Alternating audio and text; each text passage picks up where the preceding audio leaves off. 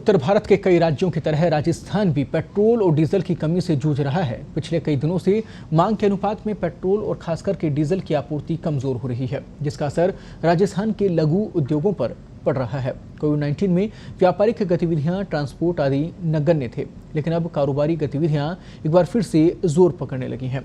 ये समय जुताई बुआई का है। प्रदेश की कृषि आधारित उद्योगों को अपने कृषि कार्यों के लिए डीजल की अत्यधिक आवश्यकता रहती है। आपको बता दें कि उद्योग धंधों पर भी इसका विपरीत असर पड़ रहा है। व्यापारियों का माल रास्तों में फंस गया है। आमजन को भी भारी परेशानी का सामना करना पड़ रहा है। छोटे उद्योग बिजली के नहीं होने पर जनरेटर का उपयोग करते हैं, पर अब इसमें भी कई तरह की दिक्कतों का सामना करना पड़ता है। भविष्य की स्थिति को लेकर भी उद्योग धंधे आशंकित हैं। हमारे संवाददाता नरेंद्र सोलंकी ने उद्योग संगठनों से जुड़े लोगों से जाना कि आखिर इस समस्या का समाधान क्या है। उद्योगों को पेट्रोल और डीजल की कमी का कितना हर्जाना चुकाना पड़ रहा है।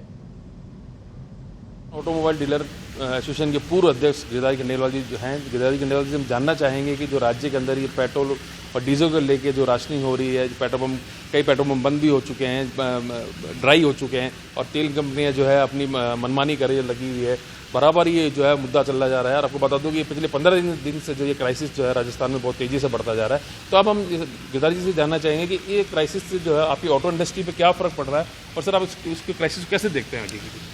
मेरे हिसाब से जो पिछले 15 दिन से पेट्रोल को लेके, डीजल को लेके जो प्रॉब्लम चल रही है, ये एक बड़ी दुखद वो है, मतलब एक बहुत बड़ी घटना और एक त्रासदी को भी मान सकते हैं, क्योंकि कोरोना काल से जैसे हम व्यापार अभी उठने लगा है, ये बार बार ये प्रॉब्लम आ रही है। क्योंकि जब ये मालूम चलता है कि कुछ पेट्रोल पंप सूखे हो गए हैं, तो ऑटोमोबाइल ट्रेड इंडस्ट्री तो डिपेंड ही डीजल पेट्रोल पे है। इसलिए सरकार को ये देखना चाहिए कि हमें ऐसी प्रॉब्लम क्रिएट ना हो और ये व्यापार और ये जो पूरी इंडस्ट्री है, ये एक रोड पे स्मूथ चले।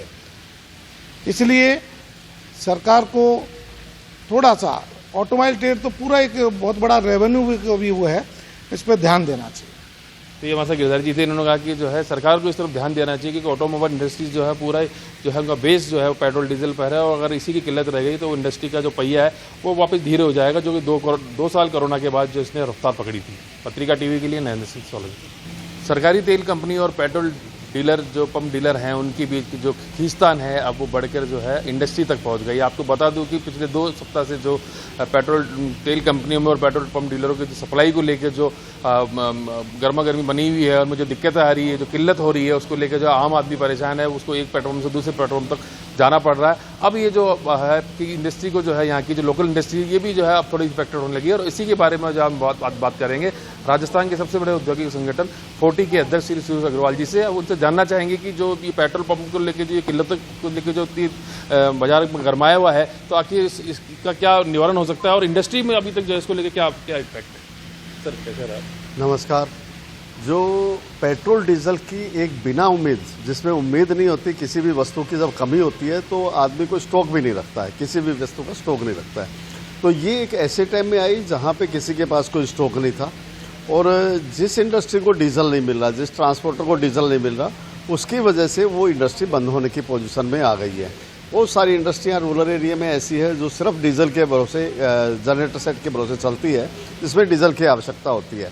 तो मैं ये समझता हूँ कि ये एक मिस मैनेजमेंट कंपनियां को समझे, सरकार का समझे, कहीं ना कहीं इस पोजीशन में है कि लोगों को प्रॉपर डीजल पेट्रोल नहीं मिल पा रहा है। और साथ के साथ जो बड़े ट्रांसपोर्टर है, उनके लिए एक बड़ी प्रॉब्लम एक साथ आ गई, क्योंकि वो ट्रांसपोर्टर से जो एक डीजल की क्रेडिट थी पेट्रोलियम कंपनियों ने, वो सारी वापस ले ली। साथ में उनको एक स्पेशल डिस्काउंट था, वो भी उन्होंने विड्रॉ कर लिया।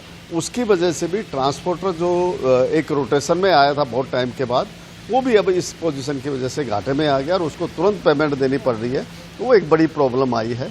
तो मैं ये समझता हूँ ये टोटल ट्रेड और इंडस्ट्री और ट्रांसपोर्टर के लिए गलत मैसेज आ रहा है और इससे व्यापार को अच्छी क्षति हो रही है। तो सर जैसे जो है अभी भी पेट्रोल जो कंपनियां हैं वो अभी भी जो है डीलरों की बात नहीं मान रही, या डीलर जो है अभी पेट्रोल पंप की कंपनी को जो नए कानून, जो उन्होंने योजना बनाई, कानून बनाए, सहमत नहीं है।